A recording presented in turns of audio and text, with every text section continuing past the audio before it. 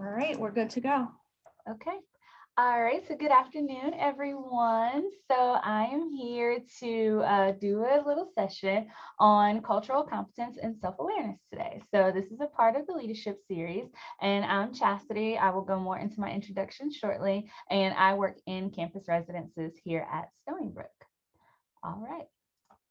So for our agenda today, we have what is the session about? So I will open with telling you a little bit about the session. We'll go into some community agreements that will, guide our conversation. There aren't many of us here, but I'll share the agreements anyway.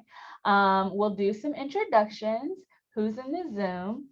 Then we'll define culture. We'll talk a little bit about cultural immersion. We'll talk a little bit about self-awareness. We will see two videos on cultural competence, and then we'll talk very briefly about the intersection of cultural competency and self-awareness, and we'll end with questions. All right. So what is this session? So this is an introductory presentation into what is cultural competence and self-awareness. It will also introduce how the two concepts intersect. And this session is meant to be engaging and participatory, so hopefully we'll all be active. All right. So going into our community agreements. So if you're not familiar with community agreements, what they are is basically guidelines to have a successful conversation in our group. So I came up with all of these agreements, and if anyone has any they would like to add, I'm happy to add them. But to start, we have one mic. So that just means one person speaking at a time and we're not talking over each other. I ask that you utilize the raise your hand feature in reactions so that everyone can be heard, or utilize the chat. Obviously, if it's quiet, then you can just unmute yourself and chime right in. We will do our best to honor silence and practice active listening. So if it seems like we're all processing and it's a little quiet right now, then we will try to honor that. But if it just seems like we're shy, then we'll keep the conversation moving along. For everyone who is able and willing, you can keep your cameras on. I ask that we don't assume anything about anyone's identity in the group. If we are sharing, we are using I statements. Please feel free to ask questions, recognize intent, and address impact. So if something is said that makes someone else feel a certain way and your intentions were not that, just recognize that that impact is still important. No one knows everything. Everyone knows something, and together we know a lot. We can't be articulate all the time. So if someone has a little trouble explaining what they mean, just bear with them and ask for clarity where necessary. So with that being said, is everyone okay with these community agreements? You can just kind of nod for me. All right, great. Does anyone want to add anything? No. All right, awesome. Okay, so who's in the Zoom? So I'm going to start off the introductions, but here is what I want you to answer. Obviously, if you're not a student, then you can share what you do here at Stony Brook. But the bullet points are what I would like for you to share. And if you don't want to turn your camera on, that is totally okay. So you can just chime in by unmuting yourself. So I will start. And here you see a picture of me, not a great picture, but a picture of me and my son. But my name is Chastity. My pronouns are she, her, hers. I am the assistant director for Roosevelt Community, and I joined Stony Brook University at the end of September 2020. Originally, I'm from North Carolina, but I moved here with my family from New York City, where I used to work at the New School. I have a BA in English and creative writing from UNC Chapel Hill many, many years ago. I have a Master of Science in Higher Ed Administration from Drexel, and I'm currently working on my EDD, so my doctorate in education and educational leadership from Drexel as well. For the what are you involved in on campus point, when I was an undergrad, I was involved in admissions, housing, multicultural affairs, orientation, and some identity specific organizations. And key to my cultural identity, since we're going to be talking a little bit about that today, I consider myself identify as a Black woman, born and raised in the South. Those are all very important things. I did do my ancestry a few years ago, so my roots are in West and Central African regions and Northern European regions. So it's like 60% African and 30% European, which is always baffling every time I go back and look at it as it updates. And then you see my son there, also a big point of my identity. My son Memphis just turned 1, and we're here on campus, him and I and his father. So big, important part of who I am, being a mom to that little boy. So with that being said, I guess I will call on the people as I see you on my screen. If you can just jump in and introduce yourself. So we will start first with Kat. Hi, yeah, I'm Kat Sandstedt, she, her, hers. And I'm from Missouri originally, from like the St. Louis area. And then I moved here to New York 5 years ago to start my master's. So I've been here ever since. But I did my undergrad at the University of Missouri for music performance in vocal and viola. And then when I moved here, I am focusing on opera. So I'm a singer. Involved in on campus. In undergrad, I had no idea anything besides music existed. So I always like look back. I try and like look back at my university from undergrad and go, did they do anything? Or was I just like totally oblivious? I don't know. And I don't think they do much. But for Stony Brook, I work at student engagement activities. I've been here, this is my 4th year. And so I would help with event planning on campus and club advising and stuff like that. And my sister did a family tree a couple of years ago, and she said that we had a lot of family from like from Germany and Sweden. So Very nice. yeah. All right, and Melissa. Hi, I'm Melissa. My pronouns are she, her, hers. I am the Associate Director in Student Engagement and Activities. So I work with all of our student clubs and organizations on campus. My colleague and I work to put together all of these trainings in the leadership series, as well as all the other trainings that you might see throughout the course of the year. My undergraduate degree is in psychology from a very small school in Rockland County, St. Thomas Aquinas College, and my master's is in counseling from Hofstra University over in Hempstead. Let's see, when I was in college, when I was in undergrad, I was a cheerleader. And other than that, I just hung out with my roommates. I really wasn't totally involved in a whole bunch of things. It was a real small school, and cheering really took up a lot of my time. In grad school, I worked full time, so I was not really involved in much aside from an honor society for my master's. Let's see. My culture identity, I am 100% Italian background. My father was born in Italy. He was there until he was 13 years old, and then he moved to the United States, where he did not speak any English at all, and he learned how to speak English and assimilated to the culture pretty well. And my mom's family was also born in Italy, 2 different parts of Italy, but that's kind of who I am. I lost my mute button for a second. Okay, and next we have Martin. Hi guys, I'm Martin. Pronouns he, him, his. I am originally born out on the west side of Pennsylvania, but then when I was 3, our family moved to upstate New York, where I grew up in a fairly close-knit community up there. I'm currently a senior in Stony Brook, majoring in biology. I want to go into dental medicine, so that's pre-dental track. Otherwise involved in, I'm the president of the Christians on Campus Club. Love the running club, ultimate frisbee, spike ball, some of the other sport clubs, fun stuff. And then I'm also an involvement coach with student engagement this past year, which has been great getting to know but yeah, Stony Brook is so many cool clubs and orgs and stuff. I try and dabble in a bunch of stuff. Of course, the Pre-Dental Society, done stuff with pre-PA too, just because they do cool activities. Anyways, there's lots.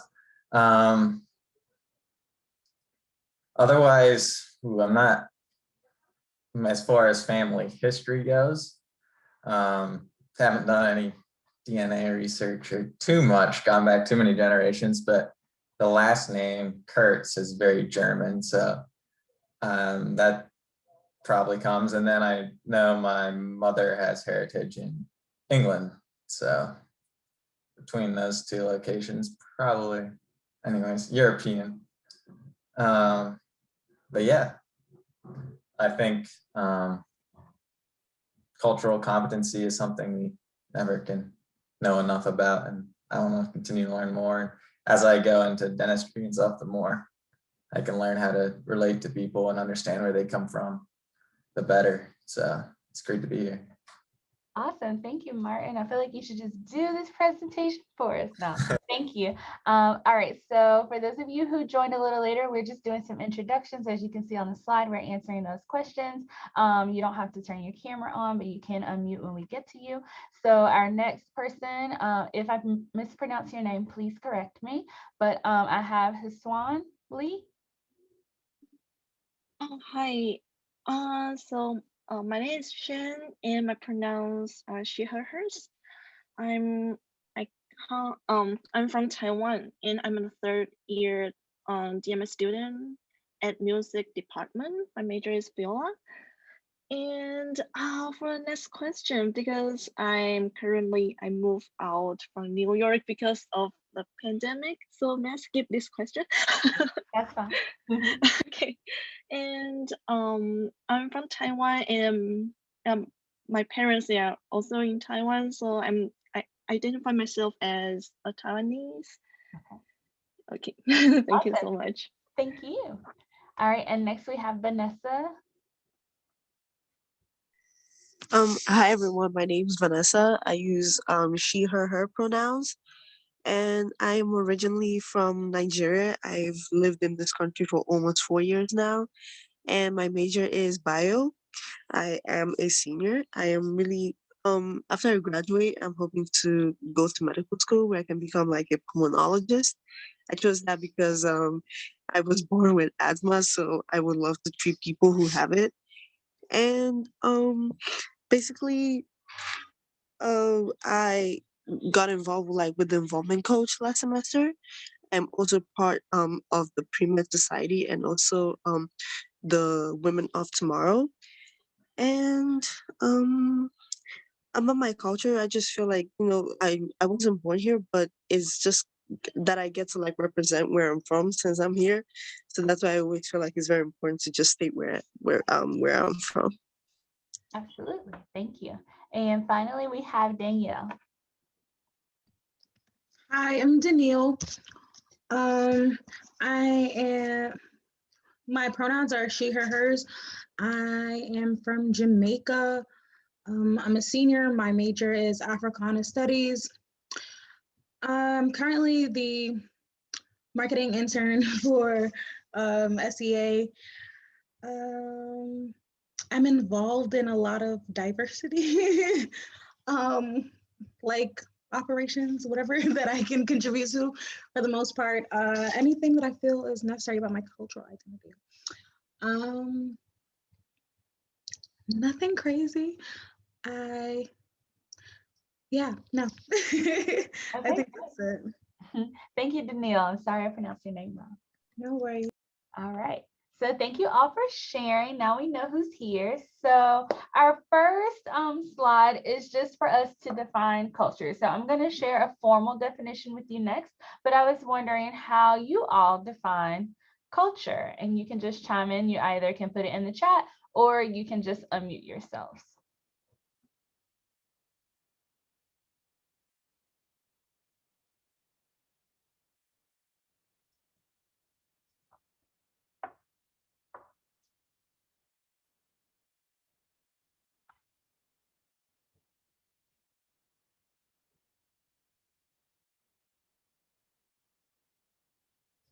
Okay, that's okay. Oh, yes, no, go ahead. Yes, go ahead. I was gonna say, I think that right now you put up the culture wheel, and I feel like it's a combination of everything in the wheel. Yes, absolutely. So that'll just take us to the next slide. And this formal definition that I found is that culture is a set of learned beliefs, traditions, principles, and guides for individual and collective behaviors that members of a particular group share with each other. So in our introductions, we all talked about our family. I kind of led with my ancestry background because I just think it's really cool when I share like which regions my DNA connects with. And so everyone kind of followed that lead, but our culture is even more rich, you know, than that, than the locations that we know our family backgrounds, our ancestors to be from. And to be honest, I honestly don't know much about my European nor my West African culture. I really just know, you know, what my family has done historically around beliefs, traditions, etc. in the South. And so that's really what I identify with. But this definition by Don C. Locke in a book, you know, it's very dated from the early 90s, but this is how culture is defined. So it goes beyond, you know, our family backgrounds into everything that is incorporated with that. So the things we believe, the things we do traditionally within our families, the principles that we follow, the things that really influence like our values. So that is what culture is formally defined as. All right. So, in thinking a little bit about cultural immersion, I want you all to think about all of the different places you've been. So, for instance, Shin shared that she lives in Taiwan and she considers herself, you know, Taiwanese because her family is Taiwanese. But I'm sure she has something to share as it relates to being in the United States and studying here. So, if we all can just think about all of the different places that we've been, countries, states, etc., as it reads on the slide, what's something about one particular place that was really different from your home? And how did you learn about these differences? And what that means is like, was it something you observed or experienced in a certain way? And then what did it feel like to be in a space different from what you were used to?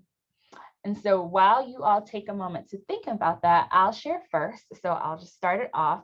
I think the most unique place that I've been is that in fall 2017, September 2017, I was fortunate to go to Cuba for 4 days with two of my friends. So spur of the moment trip, thanks to former President Obama, things were lifted and, you know, American citizens could go to Cuba. So I went on a trip to Cuba with two of my friends. I don't know any Spanish, and in Cuba they do speak Spanish. That is their primary language. So I brought a book with me to kind of guide me in trying to speak the language as best I could. We were fortunate to have someone who spoke English for us, but for some of it, I did have to do a little bit of light translation. But I would say what was most different about Cuba than being, you know, here, and I say home as in New York City because that's where I was at the time, would definitely be the people. And by that, I mean how warm everyone was, because while there were people who looked like me, and then there were people who looked like literally everyone in this Zoom group, everyone was so warm, like everyone's vibe, everyone's aura was the same. They were welcoming, they were warm, they made you feel like Cuba was your home. And that's not something you experience, certainly not in Manhattan often, but it's not something I feel like you walk into the United States and feel. So that was something that I observed and how I learned about it, but that was like the immediate feeling. What it felt like to be in a different place. Well, Cuba in itself feels like a time warp because, you know, they are behind with some things. It really is like what you see on TV with the old cars and things like that. But it felt, I would say it felt nice to experience something different. And I would say it was positive because the people were so positive and exciting and willing to show us around and teach us things and really take care of us, because as Americans, we stood out. So while I may look like a Cuban citizen in, you know, how I present as a brown person, they very much knew in how we carried ourselves that we were Americans. And so they were very willing to help us out and take care of us. And so I really enjoyed that experience and immersing myself in that culture. But I will say also too, that there was some anxiety with that, especially in not knowing the language. That was a struggle, especially when we went to places and they didn't speak English, and me not knowing any Spanish because I took French in high school and in college, and I can't really speak French either. that posed, you know, a little bit of anxiety for me, but still had the confidence to try and get through and have conversations with what I needed to, and was willing to learn from other people. So that's kind of my cultural immersion experience. So who else would like to share?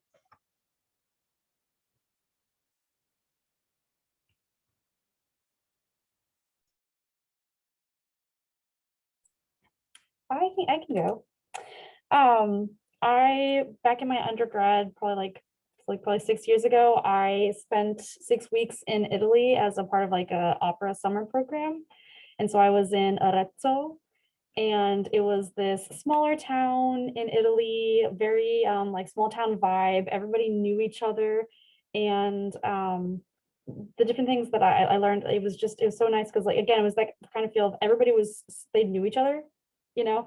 And so you went in there, you go into the shops, and they would teach you different things about Italian. They're like, oh, I'll teach you how to speak this, but they'd be also very abrupt about it. They're like, no, that's wrong, but learn this. And it was so cute because they were just so kind, but like just like so like, this is how we do things here, and we'll teach you, don't worry. And I always thought it was really sweet, and it was fun just bonding with people like that for like 6 weeks. What did it feel like to be in a different place? It was scary. It was overwhelming. Just because it's like I wanted to get to know the different place and the different people, and I wanted them to not think of me as this annoying, obnoxious American, even though that's basically what I was. But it was really fun bonding with people. Thank you. Does anyone else want to share?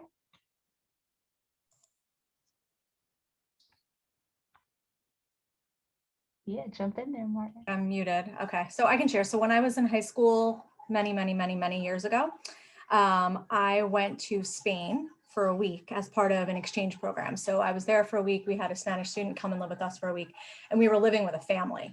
And my Spanish skills were not so great as perhaps they should have been after taking Spanish for 4 years. So I was very nervous. We were in Barcelona, and it was beautiful.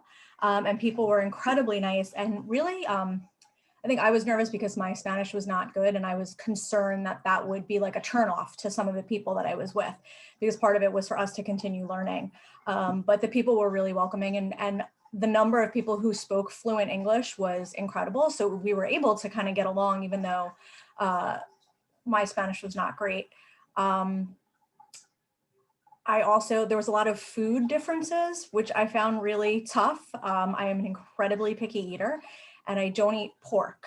And literally every single meal was some sort of pork. They had a pig, like a dead cooked pig, hanging in the closet that made me want to run screaming and leave.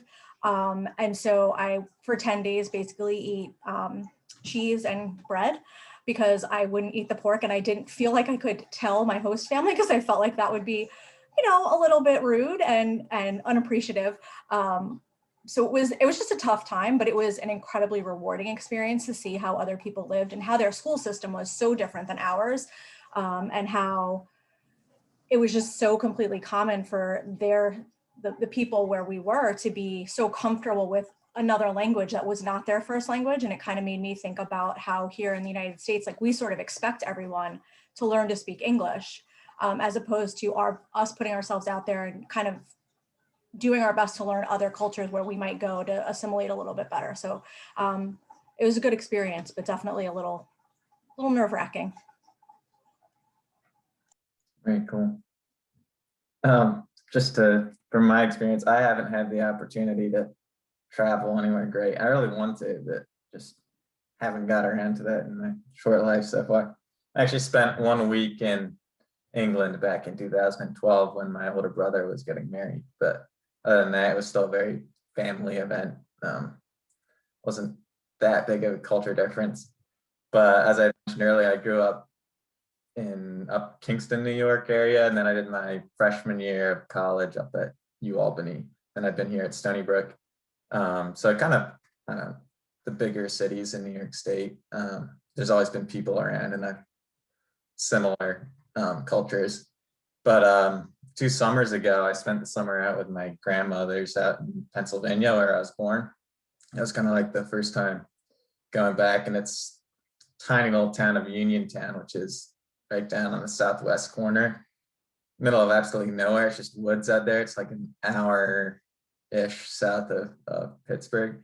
And I was shocked by the great cultural differences within the Northeast.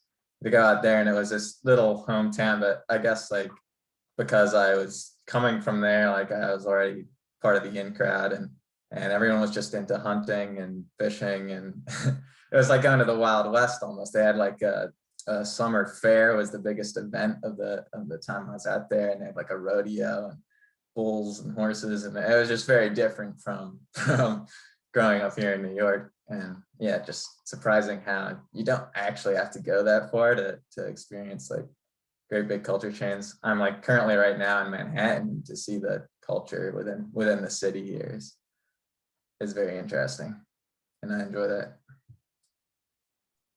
Awesome, thank you. I think being in New York City, you definitely do get to experience a lot of cultures.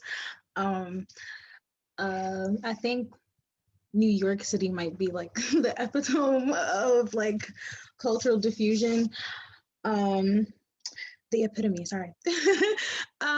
So what I was gonna say was I went to Mexico last month, and that was really fun. I spent a week. For the most part, I was on a resort, but the days in which we did interact with locals, it was really interesting for me to see the similarities between Mexico and Jamaica. I felt like I was at home kind of, and I was like, this is interesting. I can't really speak Spanish. I can say enough in Spanish to I said enough to last a week. So that was fun trying to piece together every ounce of Spanish I've ever learned. But it was really interesting to see how similar it was. And for my friend who hasn't been to Jamaica, I was like, girl, this is it. So it's also interesting to see the comparison that you don't know about.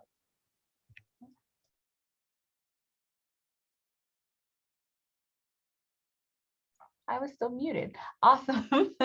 Thank y'all for sharing.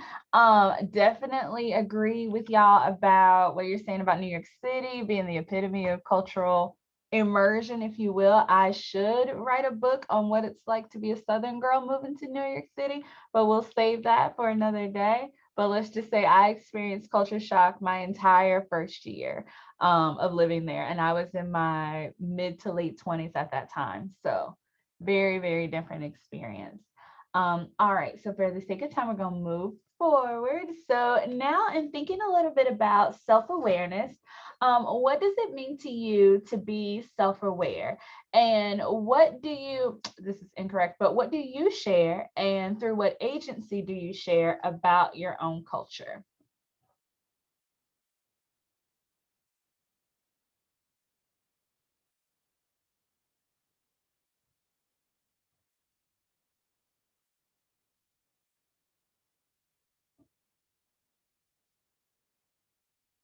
I'm thinking about it too. I'm like, how do I do this? I mean, for me, for self-awareness, it really is, being aware, not forgetting where I came from, if you will, and then getting even deeper than that. So like, let's use the DNA kits as an example, right? So these are things that started to fly off the shelves, if you will, I guess like mid 2000s, maybe like 2015, 2017 is when they got like really popular. I remember purchasing my little ancestry kit on some kind of sale and got it like half off. And I was like super excited. And I remember when I got the results and I was like, dumb hype for no reason, but also for a lot of reason. And I think that is because for me, and thinking about what I share about my own culture, obviously being in New York, I've been here now going on a full 10 years. I'm always talking about being from the South. You hear it in my voice, and the longer we talk, the deeper my accent gets. And so I have to explain that a lot or talk slower, repeat myself, make sure people are actually understanding what I'm saying. If I reference something that is not in New York, say a restaurant or something like that, I have to explain more. So I think that is I share about my culture just in conversation with people and sharing about my past and my roots. When I think about the DNA kit piece, it was really important to me as I got involved in more social justice work and things like that to really know where I'm from. I'm really grateful for something like a DNA kit, right? Because my ancestors were obviously enslaved people in the United States and don't really know where they came from. However, with the DNA kit, now I know, that my ancestors, the ones that were taken from Africa, were taken from West and Central African regions. And then my ancestors in the American South were then mixed with European cultures DNA wise. But that also influences me or encourages me to like look more into it. Like I'm 26% Nigerian. Shout out to Vanessa. So, I would love to know more about Nigerian culture, but it's kind of nice, I guess, with the DNA results to be able to look to a little bit more of what my cultural roots are. As far as the South stuff goes, I'm always going to embrace that. And I'm always going to share it whenever I'm talking about it with someone, especially when I talk about my alma mater, go Tar Heels. They're big with sports and things like that. So people tend to know about Carolina when I mention it. And then just talking about things in the South when it comes to restaurants and things like that. People love hearing about it. And so it prompts a really good conversation. And I think also too, I'm in a unique position now to share more about my culture because I have a kid. And so eventually he's going to want to know more about his family and, how mommy was raised and things like that. Should we remain in New York for the rest of time? So that's a little bit about what it means to me to be self-aware, just to know where I came from and not forget that. And then use opportunity to share that through conversation and getting to know others.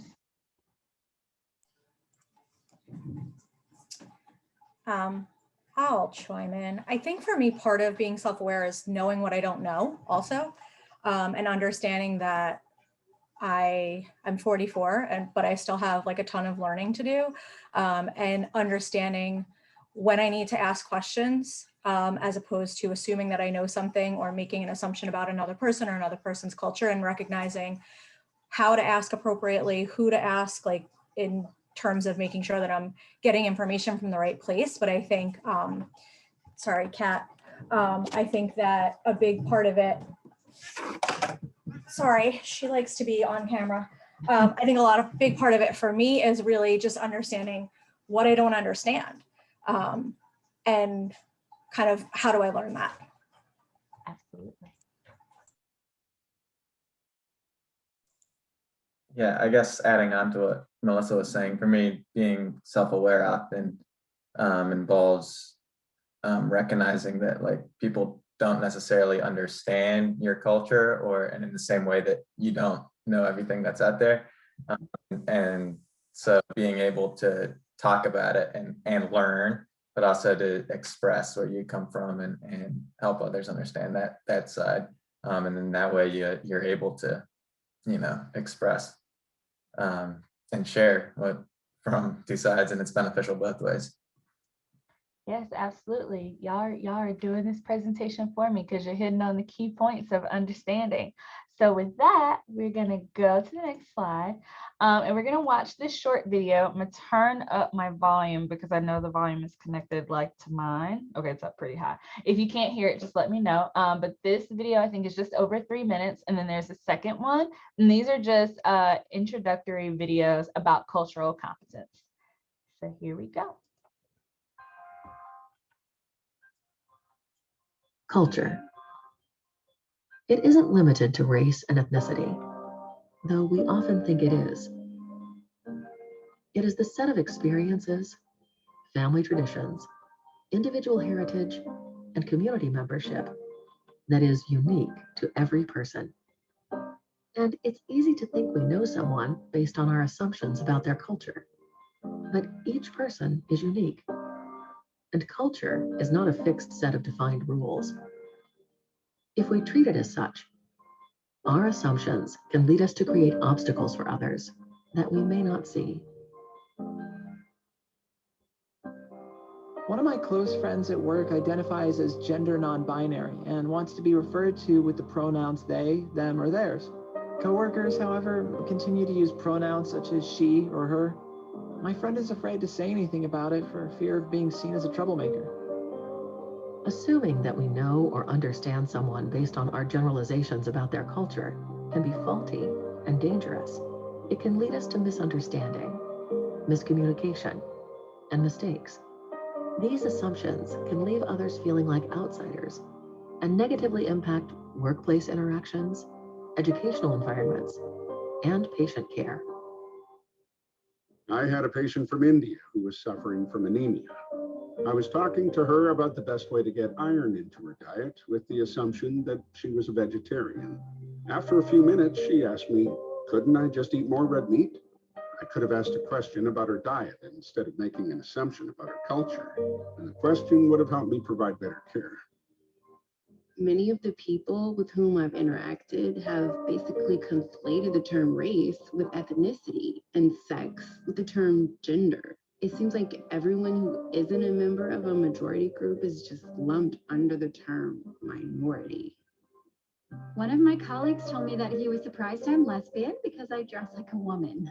It's almost as if he would have been more comfortable with me being lesbian if I looked the way lesbians are supposed to look. I'm of Hispanic origin and was told that the only reason I was hired here was because I speak Spanish, even though that's not a requirement of my job. One of my supervisors made it clear that he thinks women should be more feminine and that when they are confident and express their opinions openly, it's off-putting. When I was trying to decide which graduate studies to pursue, an academic advisor pushed me toward a math specialty, in spite of the fact that I had no desire to pursue studies in math. He indicated that I might be good at numbers because I have an Asian last name. Cultural sensitivity begins with the understanding that we can't stand in someone else's shoes, and that culture is as varied and multi-layered as each individual. But while we can't live someone else's story, we can approach others with humility and kindness, with the willingness to listen and understand. By checking our assumptions at the door and believing others when they talk about their experiences, we find the humanity that is our common thread.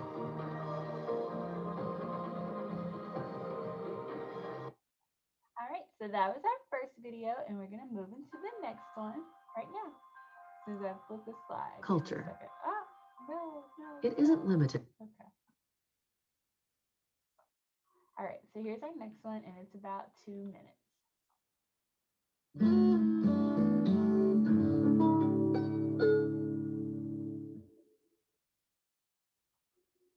One of the worst, yet easiest mistakes people can make is to assume that other people are just like them. People from different cultures see and do things in many different ways. Let's take a look at cultural competence. Cultural competence is the ability to interact effectively with people of different cultures. A culturally competent person has the respectful awareness and understanding of cultural differences. There are 4 components to cultural competence. Let's take a look at each. First is awareness of our own cultural worldviews and our reactions to people that are different. Next is our attitude towards cultural differences. This reflects a willingness to honestly understand our beliefs and values about cultural difference. Third are our cross-cultural skills. This component addresses the importance of practicing cultural competence, including nonverbal communication, to become effective cross-culturally. Although some people are more naturally culturally competent, most of us have to put an effort into developing this skill. This requires honestly examining our prejudices and biases, actively developing cross-cultural skills, learning from role models, and having a positive attitude about cultural issues. The key to cross-cultural success is awareness, being aware of how culture influences your interpretation of others, your own behavior, and how people from other cultures may see you. Understanding why we do things in certain ways, how we see the world, and why we react the way we do is an important part of being culturally aware. Cultural awareness can improve performance in culturally diverse organizations or when an organization's customers are diverse. All right, so that was a lot of information packed into just about 6 minutes. So I really just wanted to know what you all thought about those 2 videos. And I will say we already in our sharing and our storytelling started to touch on some of these areas. So what are you all's thoughts about those two videos?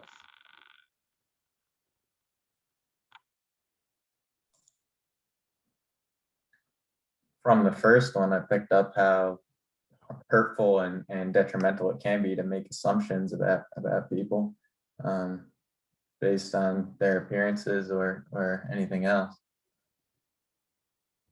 Absolutely. Yes. I don't think I wrote it down exactly right, but I liked a quote that they said, like, cultural competence starts with the understanding that we can't fit into someone else's shoes. I really liked that. It's like, you know, you might be able to relate to someone, but like, you're not always gonna be able to fit into their shoes. And that was just, I don't know, it was really beautiful. Yes, absolutely. Anyone else?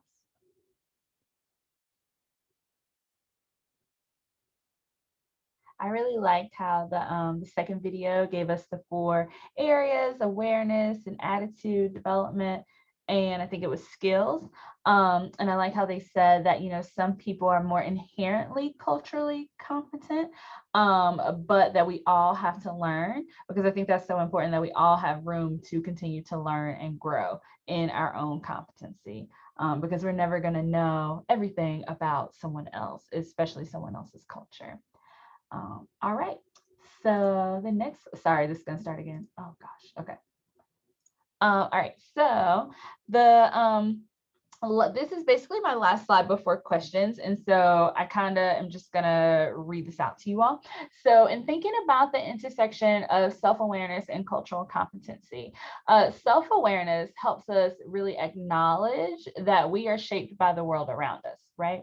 Once we acknowledge this about ourselves, then we're more able to acknowledge it about others. Understanding ourselves, as well as the biases we may hold, it influences how we understand others.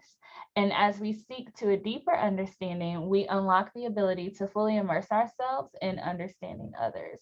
So what I mean by that is that as we continue to learn more about ourselves and our culture and where we come from and what has really influenced us to be who we are, then we're able to better understand other people. And that influences the conversations that we have as we're learning about the people around us, the people that we care about, the people that we spend time with, and the people that we have to work with and interact with on a regular basis, especially when we are working in fields or areas where we're constantly with people, right? We want to know how to understand them better. We heard from the doctor who made that assumption about his patient's diet because he knew a piece of our identity when he could have just asked more questions. So hopefully, you know, as we seek to continue to understand ourselves, we think more clearly and more critically before, you know, making assumptions about other people. My last 2 points is just that understanding in turn leads to acceptance and respect. So the more we know about someone else and where they come from and, you know, why they are the way they are, why they are who they are, we start to accept that and really accept them for who they are. And that grows into respect. And I feel like that acceptance and respect then in turn graduates into social justice work. So I just did a session on social justice and just kind of explaining what that is. But for me, if you're self-aware and you're working to become culturally competent, then I feel like you're naturally going to gravitate towards seeking equity and security and safety for all. I feel like that becomes part of the nature of who you are and what you do and what you're seeking to do. And I think that starts with the understanding and the accepting and respecting of other people. So that is how I wanted to explain the intersection of the 2 concepts. So what are you all's thoughts?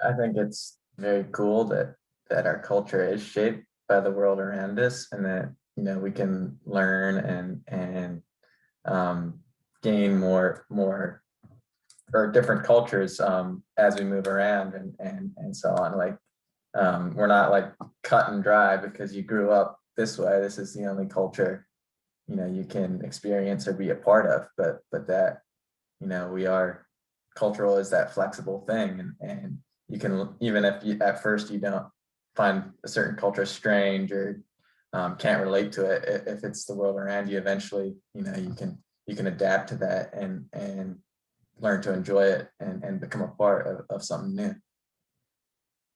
Absolutely. I love that. And when you said, when you were sharing about how the world around us like makes up who we are, it made me think about my family. And like when I was little and growing up, it's like, you know, you think there's this whole big world that you can see that is there for us to see and explore. And then I think about like my parents who have never left, like North Carolina. They've probably been like to North Carolina, Virginia, and South Carolina, and that's it. I think my mom traveled a few places when she was a kid, but those are the most unique experiences that she hangs on to. But then now, since they're older, and by older I mean like in their 50s, they're not super old, but they hang on to the experiences of being a child and how they saw and were immersed in new things, and then they're hesitant to do that later in life. And I'm just like, you know, as long as I can, I'm gonna go out and see more and do more, because I want to continue to grow as a person. And it makes you wonder, like, why some people are comfortable becoming more stagnant in what has influenced them, and why they are okay being like stuck in their ways, if you will. And it could be a generational difference.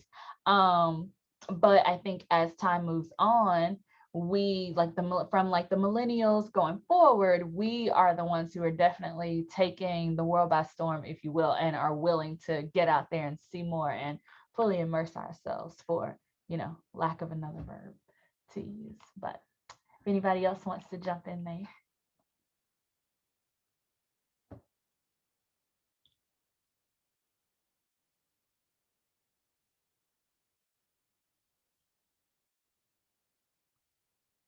All right, so that is my final slide. And so what we end with is just if there are any questions, or if there is anything anybody wants to bring to the table that, you know, you feel should have come up in this presentation and you want to pitch out there for us to chat about for a little bit, or, you know, absolutely anything. I'm open to whatever. So you can unmute, you can utilize the chat, whatever works.